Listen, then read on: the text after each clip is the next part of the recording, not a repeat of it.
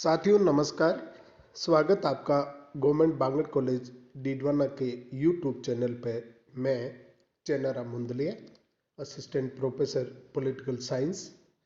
दोस्तों, आज के इस वीडियो में हम बीए पार्ट थर्ड के प्रथम प्रश्न पत्र वेस्टर्न पॉलिटिकल थॉट यानी पाश्चात्य राजनीतिक विचारकों की इस श्रृंखला में हम आज 19वीं सदी के एक महत्वपूर्ण ब्रिटिश विचारक जॉन स्टुअर्ट मिल के विचारों, विशेषतः उसके स्वतंत्रता संबंधी विचारों का अध्ययन करेंगे। जे.एस. मिल के स्वतंत्रता संबंधी विचार ही उसको दुनिया के अंदर प्रतिष्ठित कर पाए या महत्वपूर्ण विचारकों की श्रेणी में उसे इन्हीं विचारों के कारण से दर्जा मिल पाया।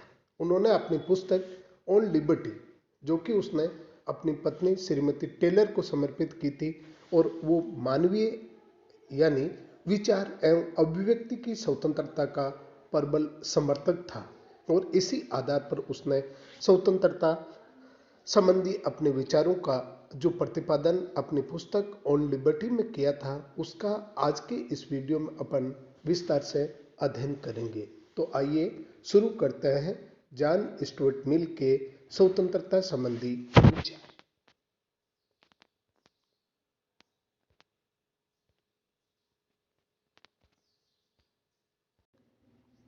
जे.एस. मिल के स्वतंत्रता संबंधी विचार। जॉन स्टुअर्ट मिल का सबसे महत्वपूर्ण राजनीतिक चिंतन ऑन लिबर्टी 1859 नामक ग्रंथ में निहित है। राजनीति दर्शन को यह ग्रंथ उसकी अनुपम या मौलिक देन है।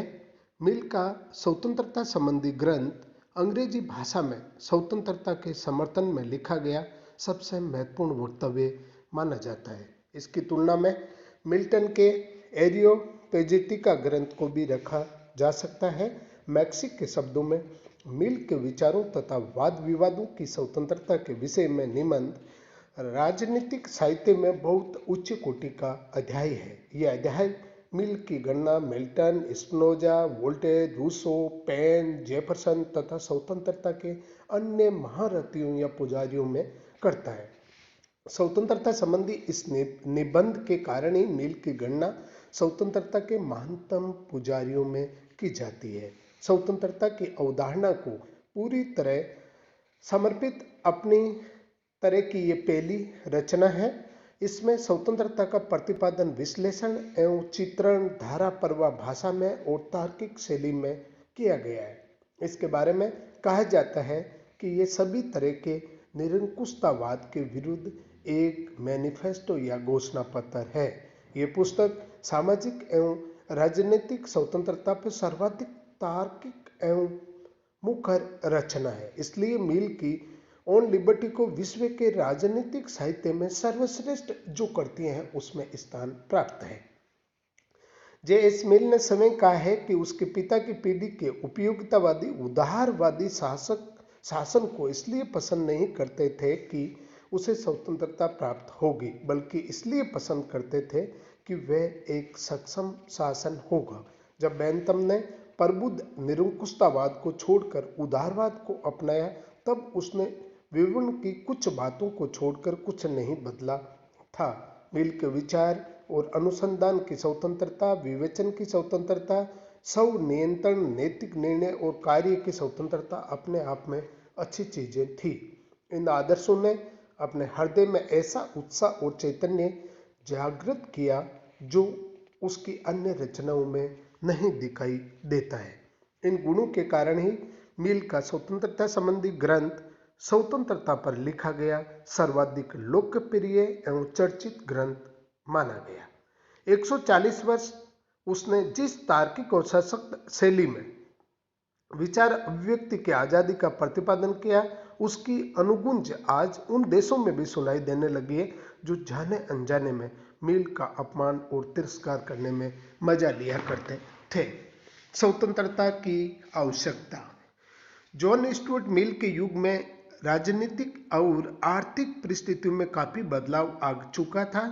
राज्य की शक्तियां और कार्य क्षेत्र दिन प्रतिदिन बढ़ता जा रहा था। बेंथम के विचारों से प्रभावित राज्य जीवन के विविध क्षेत्रों में अधिकाधिक विधियों का निर्माण करने लगे। जनहित के नाम पर शासन जीवन के विभिन्न क्षेत्रों में नियमन हेतु विधि निर्माण करने लगे। ब्रिटिश पार्लियामेंट ने बाल श्रम संबंधी विधियों की रचना की, जिनमें बालकों की अपनी आजीविका कमाने की स्वतंत्रता और माता पिता की उन्हें काम पर भेजने की स्वतंत्रता सीमित हो गई थी। बैंतमवाद के परिणाम स्वरूप राज्य का कार्य क्षेत्र बढ़ा, सरकारी सेवाओं के विस्तार, सरकार के आकार में वृद्धि हुई और विधियों की बढ़ती हुई संख्या से व्यक्तियों की आज़ादी पर कई प्रकार के प्रतिबंध लगने लगे। इंग्लैंड में एक बहस चल पड़ी, व्यक्ति या राज्य, कौन साधे कौन साधन। फिर विधि निर्माण के क्षेत्र में संसद सर्वोच्च थी। बहुमत की इच्छाओं के योग का प्रतिनिधित्व करने वाले उसके कार्य जीवन के प्रत्येक क्षेत्र में दखल देने लगे। मिल को डर था कि स्वतंत्रता के लिए सबसे बड़ा खतरा सरकार की ओर से नहीं आता, बल्कि ऐसे बहुमत की ओर से आता है जो नए विचारों के प्रति असहिष्णु होता है, जो विरोधी अल्पसंख्यकों को संदेह की दृष्टि से देखता है और जो अपने बहुमत के जोर से उनको दबा देना चाहता है। ये एक ऐसी संभावना थी जिसके बारे में पुरानी पीढ़ी के उदारवादियों ने कभी विचार ही नहीं किया था। उनकी मुख्य समस्या ये रही थी कि सत्तारूढ़ अल्पसंख्यक वर्ग के हाथों से शासन सूत्र अपने हाथ में ले लेने से सारी समस्याओं का समाधान हो जाएगा। जेम्स मिल का विचार था कि प्रतिनिधित्व के सुधार, मताधिकार के विस्तार और थोड़ी सी सार्वजनिक शिक्षा के द्वारा राजनीतिक स्वतंत्रता की समस्त गंभीर समस्याएं सुलझ जाएगी। सन 1859 को ये बात स्पष्ट हो गई थी कि इन समस्त सुधारों के जो हो जाने के बाद भी वांछित परिणाम प्राप्त नहीं हुआ है।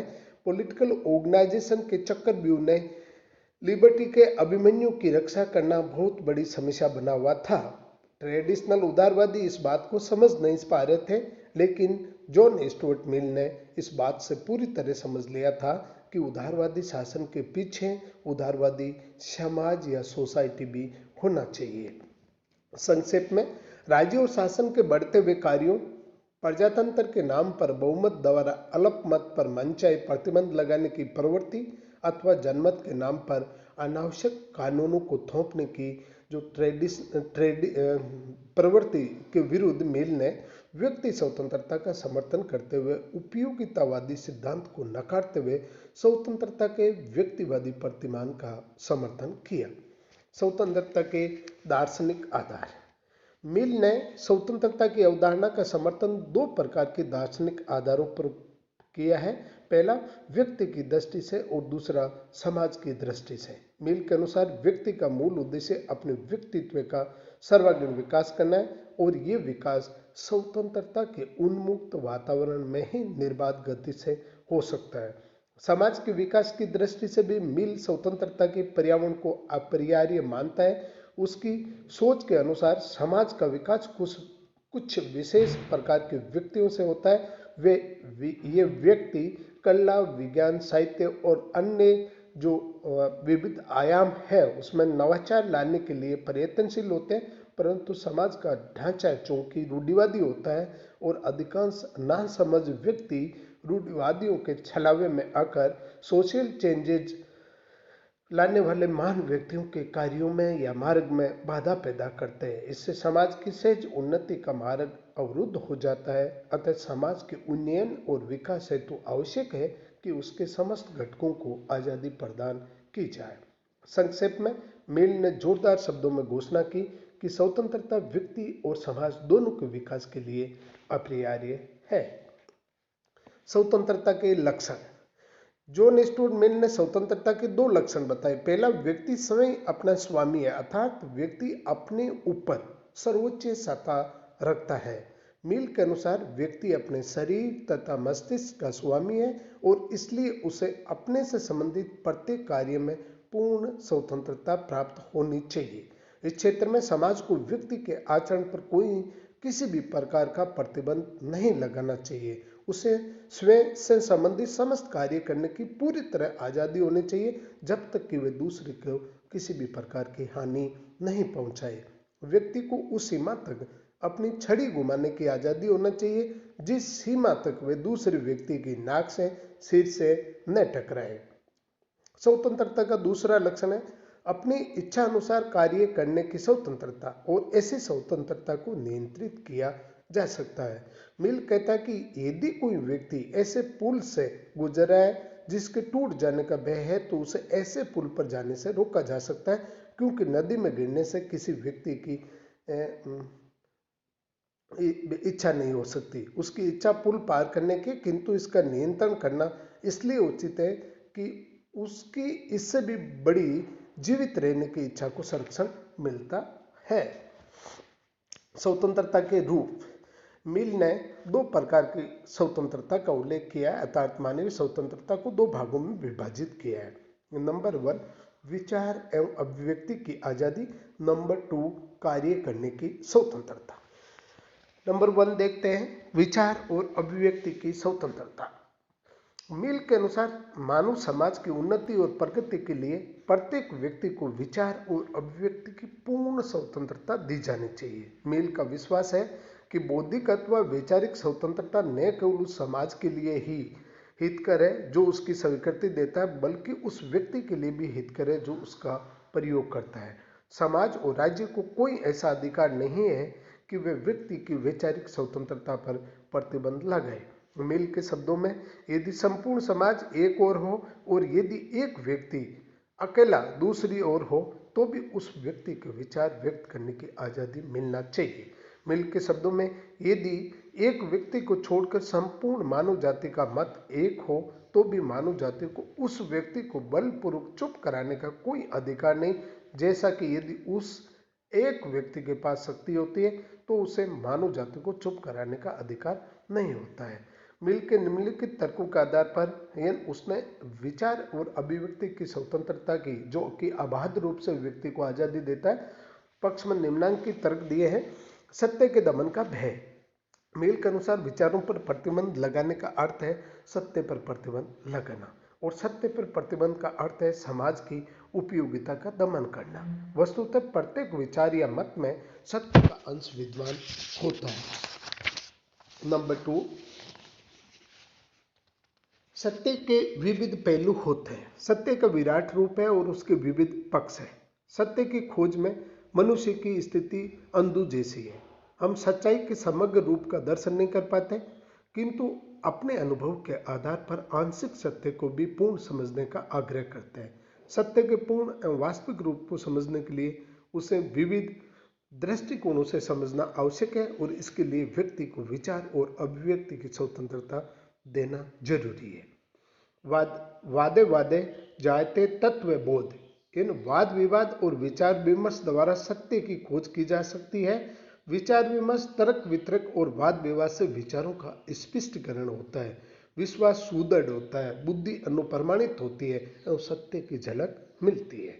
समाज के उत्थान के लिए, मिल के अनुसार सामान्यतः समाज परंपरावादी रूढ़िवादी होता है और नए विचार सुनना कभी पसंद नहीं करता, जबकि समाज सुधार समाज में प्रचलित रूढ़िवादी विचारों, रीति रिवाजों और परंपराओं को बदल देना चाहते हैं। ये परिवर्तन मात्र विचार और अभिव्यक्ति की आज़ादी से ही आ सकते हैं। समाज के उत्थान के लिए फिर है उच्च स्तर के नैतिक चरित्र का विकास। विचार अभिव्यक्ति की स्वतंत्रता से उच्च स्तर के नैतिक चरित्र का जन्म एवं विकास होता है। सार्वजनिक प्रश्नों पर उन्मुक्त चर्चा से एवं राजनीतिक निर्णयों ने जन समुदाय का हाथ होने से लोगों में उसके प्रति नैतिक विश्वास की भावना जागृत होती है।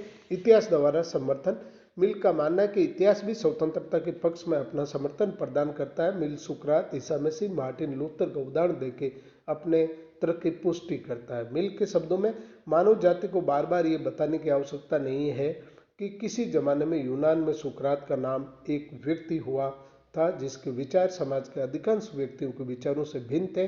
समाज के ठेकेदारों ने सुकरात को उसके भिन्न विचारों के कारण विषपान का दंड दिया था, जबकि सच्चाई यह है कि उन व्यक्तियों के विचार गलत और सुकरात के विचार सही थे। मिल ने धारा प्रवाह भाषा में इसी तरह को आगे बढ़ाते हुए कहा कि मानव जाति को बार बार ये याद दिलाने की आवश्यकता नहीं है कि यरूशलेम में जीसस क्राइस्ट को समाज ने सूली पर चढ़ा दिया, क्योंकि वह समाज द्वारा मान्य विचारों के विरुद्ध विचार व्यक्त करता था। परंतु इतिहास साक्षी है कि उस व्यक्ति के विचार उसे सूली पर चढ़ाने वाले विचारों से अच्छे थे। इसलिए मिल ने आग्रह किया है कि अब विचार और अभिव्यक्ति को रोकने का एक विलक्षण दोष ये कि ऐसा करना मानव जाति की आने वाली वर्तमान नस्लों को लूटना है। कई बार समाज कुछ नवीन विलक्षण विचार रखने वाले मनुष्यों को सनकी समझता, उनके विचार व्यक्तित्व का तिरस्कार अपमान करता है, जबकि सत्य यह है कि हम मौलिक चिंतन समाज सुधारक पहले जो नई बात कहता है उसे सुनकर समाज चौंकना ही होता है। हर चिंतक एवं समाज सुधार को पहले सनकी और तपती समझा जाता है, परंतु सत्य यह है कि इन सनकियों और खबतियों ने मानव जाति के विकास में अत्यंत महत्वपूर्ण योगदान दिया है। इसलिए मिल कहता है कि इन तथाकथित सनकियों को भी उनके विचार व्यक्त करने दो। मिल के शब्दों में, कोई भी समाज जिसमें सनकीपन, मजाक और तिरस्कार का विषय न हो, कभी भी पूर्ण समाज हो ही नहीं सकता।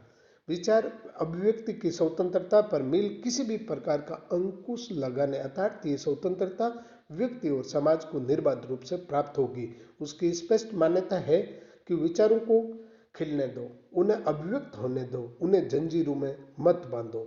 विचार मानव जात समाज के विकास, उसके उत्थान के लिए एक आवश्यक प्रेरणा के पुंज होते हैं। मिल ने समाज को एक प्रयोगशाला के रूप में कल्पित करते हुए प्रत्येक प्रकार के विचार और दृष्टिकोण की अभिव्यक्ति का जोरदार समर्थन किया। बौद्धिक उत्कर्ष को इससे उत्तेजना मिलती है और नैतिक व्यक्तिवाद पुष्ट होता है। अब है सेकंड प्रकार की स्वतंत्रता, कार्य करने की स्वतंत्रता।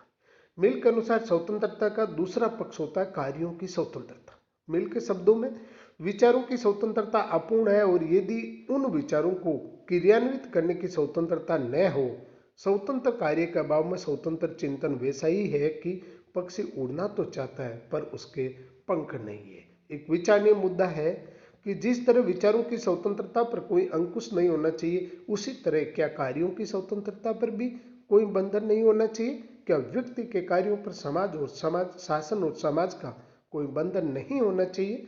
इन जितने भी सारे क्वेश्चन है, इनके उत्तर खोजने की दृष्टि से मिल ने कार्य स्वतंत्रता के दो रूप बताए। ऐसे कार्य जिनका संबंध व्यक्ति स्वयं से हो, इन्हें वे स्व संबंधी कार्य कहता है। दूसरे वे कार्य जिनका प्रभाव अन्य लोगों पर पड़ता है, इसे वे पर संबंधी कार्य कहता है।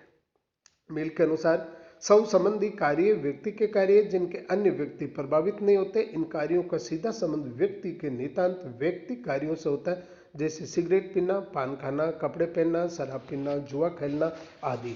ये सिगरेट पीने या पान खाने, शाकाहारी, मांसाहारी, आलू खाए, प्याज खाए, इससे समाज को कोई फर्क नहीं पड़ता। स्व संबंधी ऐसे नितांत निजी कार्यों को व्यक्ति को अपनी इच्छानुसार करने की पूर्ण आज़ादी होनी चाहिए। इनमें राज्य को कोई प्रतिबंध नहीं लगाना चाहिए। मिल की मान्यता है कि जब तक कोई व्यक्ति ऐसा कोई कार्य करता है जिसका प्रभाव केवल उसी पर पड़ता है, दूसरों पर नहीं, तब तक राज्य को दखल नहीं देना चाहिए। ऐसा होने से ही व्यक्ति अपनी नैसर्गिक क्षमता का सर्वोच्च विकास कर सकेगा, अपने सुख और कल्याण की अभिवृद्धि कर सकता है। मिल के अनुसार परसंबंधी कार्य व्यक्ति के वे कार्य हैं जिससे समाज और अन्य व्यक्ति प्रभावित होते हैं और ऐसे कार्यों में राज्य के द्वारा दखल दिया जाना चाहिए। उदाहरण के लिए शांति भंग करना, चोरी करना, सार्वजनिक स्थानों को गंदा करना आदि हमारे ऐसे कार्य जिनका प्रभाव समाज के दूसरे व्यक्तियों पर पड़ता है। अतः दूसरों पर प्रभाव डालने वाले कार्यों के संबंध में व्यक्ति को स्वतंत्रता नहीं दी जा सकती। निश्चित ही व्यक्ति की स्वतंत्रता आवश्यक है, किंतु दूसरों की स्वतंत्रता का बलिदान करके नहीं।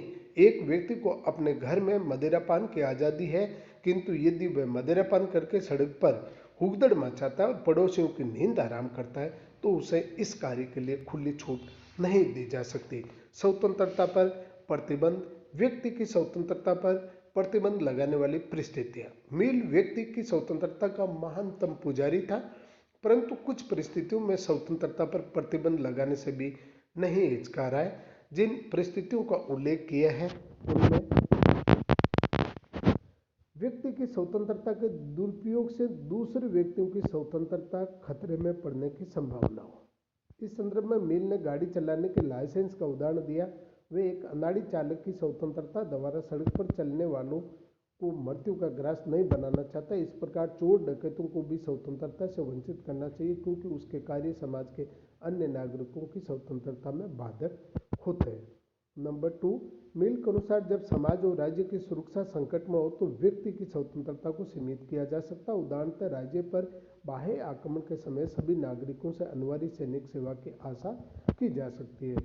तीसरी परिस्थिति है वह जब किसी व्यक्ति द्वारा अपनी स्वतंत्रता का ऐसा दुरुपयोग हो जिससे उसके सामाजिक कर्तव्य पालन में रुकावट आने की संभावना हो। उदाहरण के लिए मिल यूं तो मदिरापान को शव संबंधी कार्य मानता है, किंतु पुलिस के सिपाही को ड्यूटी पर शराब पीने की आज़ादी नहीं देता, क्योंकि आशंका है कि शराब पिया हुआ सिपाही शांति स्थापित करने के बजाय शांति भंग करेगा।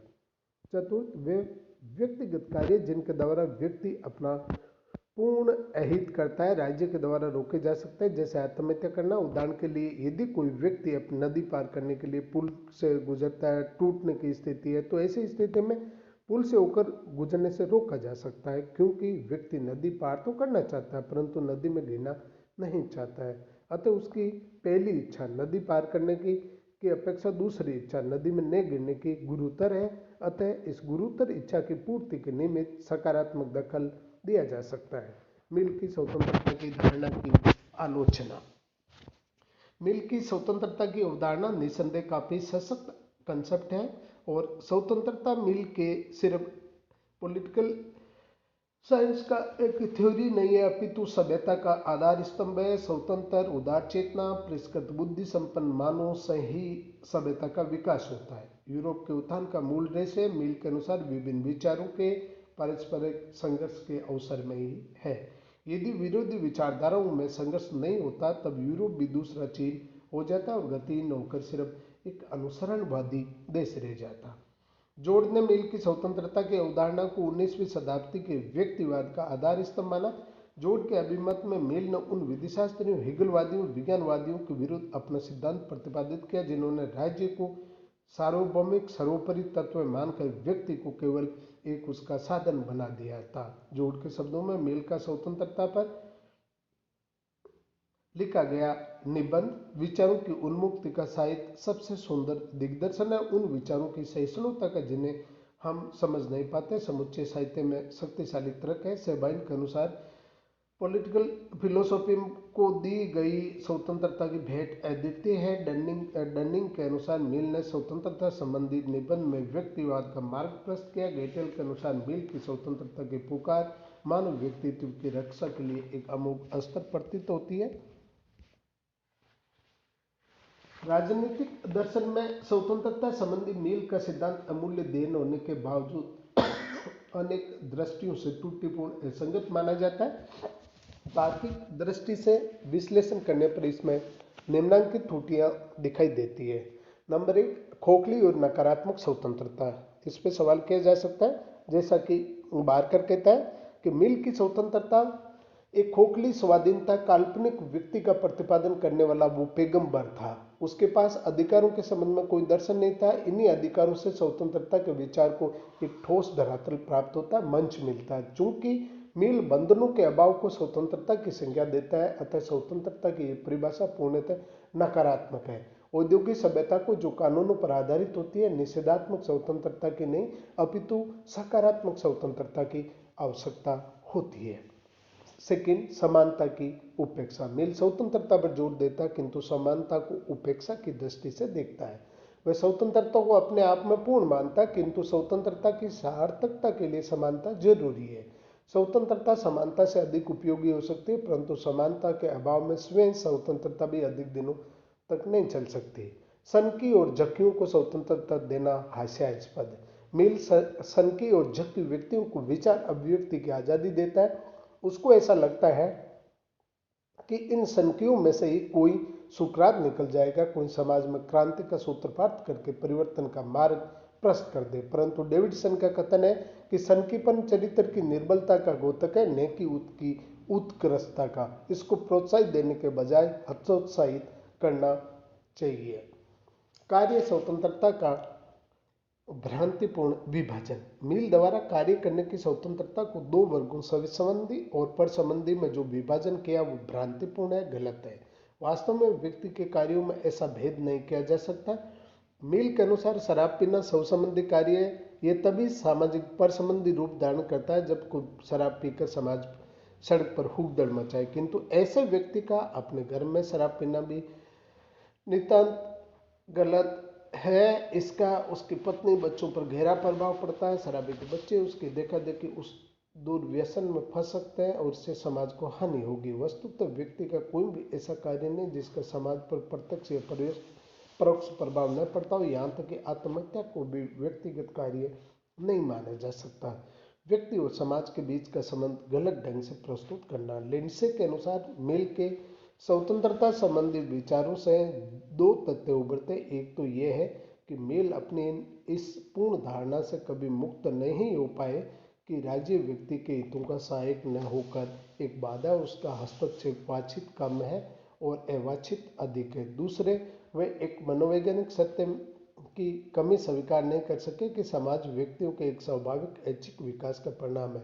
जब लोग केवल एक दूसरे के साथ संघर्ष करने के लिए नहीं वरन एक दूसरे पर निर्भरता के लिए अधिक बसते हैं। मिल का राज्य एक ऐसा कृत्रिम राज्य है जहाँ लिंडसे के शब्दों में मानव व्यक्ति एक दूसरे से बिल्कुल अलग रहकर शून्यपन का जीवन व्यतीत कर रहे हो और सर्वप्रथम ही राज्य में एकत्र हुए हो।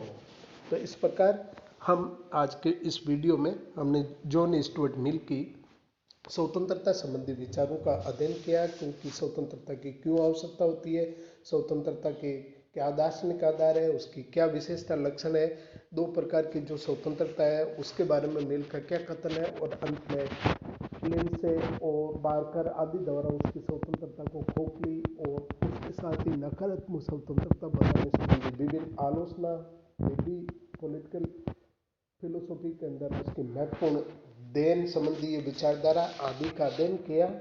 धन्यवाद। जय हिंद, जय भारत।